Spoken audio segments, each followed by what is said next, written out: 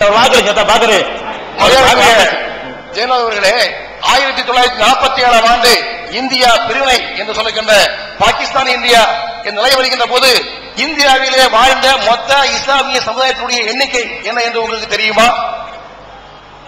ஆனால் இன்றைய நடப்பாண்டிலே 1 கோடியை நாம் தாண்டி இருக்கிறோம். இன்றைய தினம் சிறுபான்மை என்று சொல்லக்கூடிய இஸ்லாமிய எங்கள் அன்பு சகோதரர்கள் 20 கோடி பேர் இருக்கிறார்கள். இந்த ஒப்புதலை நீங்கள் தந்திருக்கிறீர்கள். ஆக சிறுபான்மை என்று சொல்லுகின்ற வாதம் தயவு செய்து அதை மறைந்து அந்த வாதத்தை நாம் எடுத்துக்கொள்ள வேண்டாம் என்று கேட்டுக்கொள்கிறேன். பொது சிவில் சட்டம் என்று சொல்லக்கூடிய அந்த உங்களுடைய சொத்துக்கள் நீங்க எப்படியோ பிரித்துக் கொடுங்கள். பலதாரம் என்ற மோனோகம் என்று சொல்வார்கள், போலியோகம் என்று சொல்லக்கூடிய பலதார அந்த திருமணத்தின் காரணமாக இஸ்லாமிய மக்களுடைய ஜனத்தொகை இந்தியாவிலே அதிக அளவிற்கு வாழ்ந்திருக்கிறது. ஒப்புக்கொள்கிறீர்களா? நிச்சயமாக சொல்லுங்க. புள்ளிவரத்தில் சொல்றேன். நிச்சயமாக சொல்கிறேன். இல்ல பலதார திருமணம் செய்கின்ற அந்த அடிப்படையிலே இந்திய திருநாட்டில் இஸ்லாமிய மக்களுடைய ஜனத்தொகை பெருகிக் கொண்டிருக்கின்றது. அந்த பெருகிக் கொண்டிருக்கின்ற காரணத்தின் அடிப்படையிலே சிறுபான்மை என்று சொல்லக்கூடிய அந்த அம்சம் அடிபட்டுக் கொண்டிருக்கிறது. அந்த அடிப்படையின் காரணமாகவே நாங்கள் கேட்பது பொது சிவில் சட்டம். நாம் அனைவரும் ஒன்று, இனிய அழைப்பு, இனிய உறவு வேண்டும் என்று கேட்கின்றோம். நீங்கள் எங்களை அழைத்து செல்ல வேண்டும், எங்களை ஆதரித்து செல்ல வேண்டும் என்ற அன்பை தான் கேட்கிறோம். ஆகவே ஒன்றொன்று சொல்லுகிறேன். இறைவன் எங்கே இருக்கின்றார்? அல்லாஹ் ஸல்லல்லாஹு அலைஹி வஸல்லம் எங்கே இருக்கின்றார்?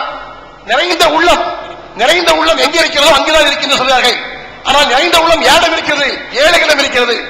ஆனால் இங்கே சொல்லப்படுகிறது நிறைந்த பொருட்கள் செல்வம் என்று. நிறைவான உள்ளமே செல்வம். அப்படி என்றால் நிறைவான உள்ளங்களுக்கு சொந்தக்காரர்கள் ஏழைகள் தானே ஐயா? ஒண்ணுதான் உங்களுக்கு பர்மிஷன் நீ வாட்டு போயிட்டு இருக்கிறீங்க. சான்ஸ் கிடைச்சா பேசிட்டு கூடாது, அம்மா போயிடும். அதுல அவர் பாகிஸ்தான் விஷயம் மட்டும் சொல்ல வேண்டியிருக்கு, நீங்க கேட்டுருங்க. ரெண்டுக்கு சேர்த்து சொல்லிடுறேன். இஸ்லாத்து ஒரு வரவேற்கப்படக்கூடிய ஒரு மதம். உலக அளவிலே இன்றைக்கு கிறிஸ்தவ மதமும் இஸ்லாத்தும் பழுகி பெருகி நிற்கின்றன. இந்த இஸ்லாமிய சட்டத்திலே ஒன்று கூறப்பட்டிருக்கின்றது, வட்டி தொழில் செய்வது சரியல்ல, அது ஹராம் என்று கூறப்பட்டிருக்கின்றது. இதே வட்டி தொழிலை இஸ்லாமியர்களே செய்து, குறிப்பாக இந்த மேலப்பாளையத்திலே இஸ்லாமியர்கள் பரவலாக செய்து கொண்டிருக்கின்றார்கள். பாதிக்கப்படுகின்றவர்களும் இஸ்லாமியர்கள். இதற்கு தங்களுடைய விளக்கம். உங்களுக்கு முன்னாடி முதல்ல லேட்டா வந்திருக்கீங்க, முதல்ல இந்த பதில் சொல்லப்பட்டிருக்கு. அவர் சொல்லிக்கிறேன் பதில் இருக்கு. நீங்க கேட்ட கேள்விய கொஞ்ச நேரத்துக்கு ஒருத்தர் கேட்டாரு, இங்கேயே நீங்க லேட்டா வந்துட்டீங்க, அதுக்கு பதில் சொல்லிட்டேன். சரி, அதுக்காக கேசட் வந்துட்டாங்க. அதுல இருக்க வரும் அந்த முஸ்லிம்கள் வந்து அந்த தலைப்பை ஒட்டி அவர் சொன்னதுனால, பலதாரமணம் பண்ணதுனால முந்தி இருந்ததை விட நிறைய கல்யாணம் பண்ணி பெருகிட்டாங்க பயங்கரமா அப்படின்னு சொல்லி ஒரு பாயினத்துக்கு போட்டிருக்காரு. நல்லா விளைஞர்னு. முஸ்லிம்கள் வந்து பலதாரமணத்தால பெருகவெல்லாம் இல்ல, உண்மையில இந்தியாவில் பெருகவெல்லாம் இல்ல. சதவீதத்துல எண்ணிக்கையில பெருகி இருக்கிறாங்க, சதவீதத்துல பெருகல. எல்லாரும் பெருகுவாங்கல்ல, அப்படித்தான் பெருகணுமே தவிர அதை விட கூட பெருகல. எப்படி பெருகணும்? அந்த நாடு சுதந்திரம் அடையக்கூடிய நேரத்தில் வெள்ளையர்கள் வந்து ரிசர்வேஷன் கொடுத்திருந்தான். சுதந்திரத்துக்கு முன்னாடி வெள்ளைக்காரன். அந்த இந்தியாவில் பாகிஸ்தான், பங்களாதேஷ், இந்தியா சேர்ந்த பெரிய இந்தியா இருக்கு. வெள்ளைக்காரன் காலத்து இந்தியா இருக்குது, அது இப்ப இருக்கிற இந்தியாவிட பெரிய இந்தியா, பிளவுபடாத இந்தியா.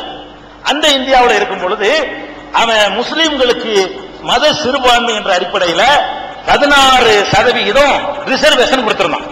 முஸ்லிம்கள் எவ்வளவு வாழ்றாங்கன்னு கணக்கு எடுத்து, சாதி மதவாதியா கணக்கு எடுத்து, மத ரீதியா இப்ப கிடையாது, மத ரீதியா சாதி வாரியா இடஒதுக்கீடு இருக்குது. மத ரீதியா முஸ்லீமுக்கு இவ்வளவு, கிறிஸ்தவருக்கு இவ்வளவு இப்ப கிடையாது. வெள்ளைக்கார காலத்துல இருந்துச்சு. முஸ்லீமுக்கு கொடுத்த அளவு எவ்வளவு? 16%. சரியா? அதாவது 100க்கு 16 இடத்தை முஸ்லீம் கொடுத்துட்டு இருந்தான். நாடு பிரிவினை அடையும் பொழுது 8% முஸ்லீம்கள் வந்து அங்க போயிட்டாங்க. அந்த 16ல பாதி பேர் இருந்த 8%, 8% இங்கேயும் 8% பாகிஸ்தான், பங்களாதேஷ், அதாவது பாகிஸ்தான் இப்பதான் 2 நாடாது ஒரே மாதிரியா போயிட்டாங்க. அப்ப இந்தியா பிளவுபட்டக்கூடிய நேரத்தில் இந்தியாவில் முஸ்லிம்களுடைய சதவீதம் இந்தியாவுடைய கணக்கு பிரகாரம் 8%. ஆனா அப்பவும் கூட தான் இருந்தாங்க. கவர்மெண்ட் குறைச்சுதான் கணக்கு காட்டுவான். இப்போ மத்திய அரசாங்கத்தினுடைய கணக்கு பிரகாரம் 7.5% தான். நாங்களும் 20% சொல்லிட்டு இருக்கோம். அந்த காலத்திலும் சொன்னோம், அந்த காலத்திலும் சொல்றோம். மத்திய அரசாங்கத்தினுடைய கணக்கு பிரகாரம் முஸ்லீமுடைய எண்ணிக்கை எவ்வளவு கேட்டா 100க்கு 7.5 நாங்க இருக்கிறோம். நாடு சுதந்திரம் அடையும் போது 100க்கு 8 இருந்தோம். இன்றைக்கு 20 கோடி இருக்கிறோம் நாங்க சொல்றோம். கவர்மெண்ட் 8 கோடி தான் சொல்லுது. கவர்மெண்ட் என்ன சொல்லுது? 7.5 கோடின்னு சொல்லுது. 100 கோடி பேர் இன்னைக்கு இருக்கிறோம்னு கேட்டா முஸ்லீமுடைய எண்ணிக்கை 7.5 கோடின்னு கவர்மெண்ட் சொல்லுது. அதே கவர்மெண்ட் சுதந்திர இந்தியா நேரத்தில் எவ்வளவு சொன்னுச்சு? 8 கோடி சொன்னுச்சு. அப்ப 8 கோடி அதே பெர்சன்டேஜ் அதே தான் இருக்கும். பெர்சன்டேஜ் எடுத்துக்கிட்டீங்கன்னு சொன்னா அந்த 8% தான் இன்னைக்கு இருக்கே தவிர அதனால அப்படி பெருகி பல்கி ஜாஸ்தியாவெல்லாம் போயிடவே கிடையாது. அதை விளைவிக்கணும். இன்னும் சொல்ல போனா எப்படிமா? ஆமாமா இருக்கு. அதான் அதையும் சொல்லி சொல்றாரு. சரி, அது இருக்கட்டும். இதை விளைவிக்கிறது சொல்றேன். அது போகங்க, நீங்க எங்க சமுதாயத்தில் போய் பாருங்க. இங்க இருந்தா உங்களுக்கு காட்ட தெரியாது. மேல இருக்கிறாங்க முஸ்லீம்களோட நீங்க நிறைய பழகி இருக்கிறீங்க. உங்களுக்கு தெரிஞ்சு ஒரு 4 பொண்டாட்டி கட்டின முஸ்லீம் இருந்தா தெரிஞ்சவங்க ஏத்துங்க பார்ப்போம். முஸ்லீம்கிட்ட கேட்க வேணாம். இங்க வந்திருக்கக்கூடிய இந்து சகோதரர்கள் உங்களுக்கு முஸ்லீம் நண்பர் தெரியும்ல? எந்த ஒரு முஸ்லீமாவது உங்களுக்கு தெரிஞ்சவர் 4 பொண்டாட்டி கட்டினவர் இருக்காரா? ஒருத்தரும் இல்ல. 3 பொண்டாட்டி கட்டினவர். நான் முஸ்லீம்கள்ட்ட கேட்டா பேசுறாங்க. உங்கள்ட்ட கேட்கிறேன். முஸ்லீம்கிட்ட கேட்டா எல்லாரும் இல்லம்மா, அது நம்ம ஏத்துக்கிற முடியாது. அதனால உங்கள்ட்ட கேட்டுவிடுவோம். உங்களுக்கு தெரிஞ்சு 3 பொண்டாட்டி கட்டின முஸ்லீம் யாராவது அட்ரஸோட கேட்பேன், கரெக்டா சொல்லணும். சும்மா கைத்துக்கிற கூடாது. சரி, 2 மனைவி கட்டின முஸ்லீம் எத்தனை பேர் தெரியும்? மொத்தத்துல 2 பேருக்கு தெரியும். 2 பேர் யாருமா? அது சொல்லுங்க. எந்த தெருமா உங்களுக்கு? மேலப்பாளையத்துல ஒண்ணு பாத்துக்கிறியா? சரி, வேற அவர் யாருமா சொன்னது? உங்களுக்கு எந்த தெருவு? எங்கம்மா?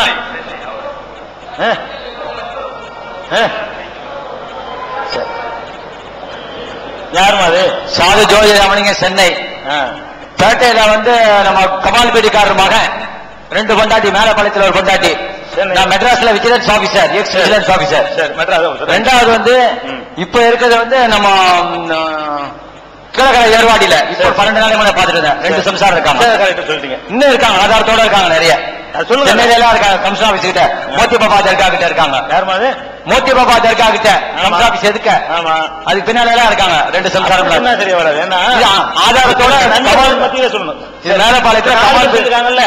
நான் கேட்கிறேன், உங்களுக்கு தெரிஞ்சு நீங்களே நெஞ்சில கை வச்சு இந்த சின்ன வீடு வேற மாதிரி போற ஆளுக்கு, சின்ன வீடா இல்லாட்டா கூட வேற பெண்களோட தொடர்பு வச்சுக்கிறவங்க உங்களுக்கு தெரிஞ்சு எத்தனை பேர் இருப்பாங்க? முஸ்லீம் அல்லாதவங்க. நீங்களே சொல்லுங்க. மனசாட்சி நெஞ்சில கை வச்சு சொல்லுங்க. இருக்கா? நெருங்க தூக்குங்க. அது தெரிஞ்சுக்கிட்டுங்க. அப்ப என்ன பர்சன்டேஜ் வருது இல்ல? என்ன இதுல எப்படி கூடுங்கிற? அப்படித்தான் இருக்கிறான். எல்லாரும் இருக்கிறாங்க. நீங்க சொல்றது இல்ல வழங்குதா? இது நிறைய இருக்குங்க. இல்லன்னா நான் கேட்கிறேன், பெண்களை வைத்து இதை ஒரு தொழிலா செய்ய முடியுமா? அவ்வளவு ஆம்பளைங்க வழி தவறி போறதுனால தானே தொழிலா செய்யறான். அந்த மாதிரி நடக்கக்கூடிய காட்சி இருக்கத்தான் இல்லைன்னு சொல்ல முடியாது. அதனால இந்த பல மெட்ராஸ் பல ஊர்காரங்க சேர்ந்த ஒரு இடத்துல 4 பேரை கையை தூக்க முடியும். உங்களுக்கு தெரிஞ்ச நண்பர்கள் இன்னும் கூட 4 பேர் கையிட்ட சொல்ல முடியாது. மற்ற வேற மாதிரி போறவர்கள சதவீதத்தில் ஒப்பிட்டீங்கன்னு சொன்னா இது என்ன பெரிய அளவுல அதிகம். இதுல எத்தனை பெர்சன்டேஜ் ஜனத்தொகை கூட்டிட முடியுங்கிறீங்க? சும்மா சொல்றது. கூடுதலா வாழ்ந்து எல்லாம் செய்யறது இல்லைங்க. இறைவன் வந்து ரொம்ப கண்டிஷன் போடுறான் பலதார மனத்துக்கு. தப்பு செய்ய போறவனுக்கு கல்யாணம் பண்ணிக்கிறான்னு சொல்லி அவ்வளவுதான். என்னுடைய பேர் பாலு, தென்காசியில இருந்து வர்றேன். அல்லாஹ்வை நம்பாதவனுக்கு நரகம்.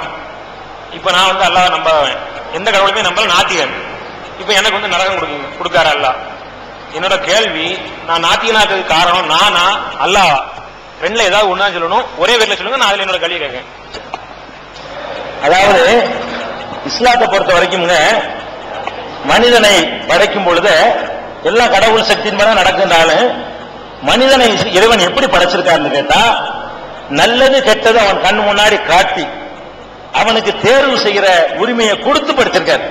அவனை டெஸ்ட் பண்ண நினைச்ச காரணத்தினால மனிதனையும் அவர் வந்து தன் இஷ்டப்படி ஆட்டி படைக்க முடியும். ஆனால் அவர் எப்படி படைச்சிருக்காருன்னு கேட்டா, சுதந்திரம் கொடுத்து படைச்சிருக்கிறார். சுதந்திரம் கொடுத்து நீ எதை தேர்ந்தெடுத்தாலும் நான் உங்களோட துணை செய்யறேன், நீ சிந்திச்சு நல்ல தேர்ந்தெடுத்துக்க, அந்த சுதந்திரத்தை கொடுத்திருக்காருன்னு இஸ்லாம் சொல்லுது. அதை பிராக்டிகலா நான் பாக்குறேன். என் முன்னாடி ஒரு தமிழ் சாராயம் இருக்குது. நான் நினைச்சா குடிச்சிட முடியும், நினைச்சா தூக்கி ஊத்திட முடியும். 2 செய்வதற்கு எனக்கு உரிமை இருக்குது. என் கண்ணு முன்னாடி நான் பாக்குறேன். நானா தான் குடிக்கிறேன், நானா தான் தூக்கி போடுறேன். வேற இதுல என்ன செய்வாங்கன்னு கேட்டா, உன் மீது திணிக்கப்பட்டு விட்டுதான் நீ செய்யறேன்னு சொல்லுவாங்க. இஸ்லாம் அப்படி சொல்லவே இல்லை. இஸ்லாம் என்ன சொல்லுதுன்னு கேட்டா, மற்ற ஜீவராசிகள் எல்லாத்தையுமே சுதந்திரம் கொடுக்காம, அது வந்து அவைகளுக்கு சொந்த விருப்பம் இல்லாம நடக்கக்கூடிய விதத்தில் கடவுள் படைச்சிருக்கிறார்.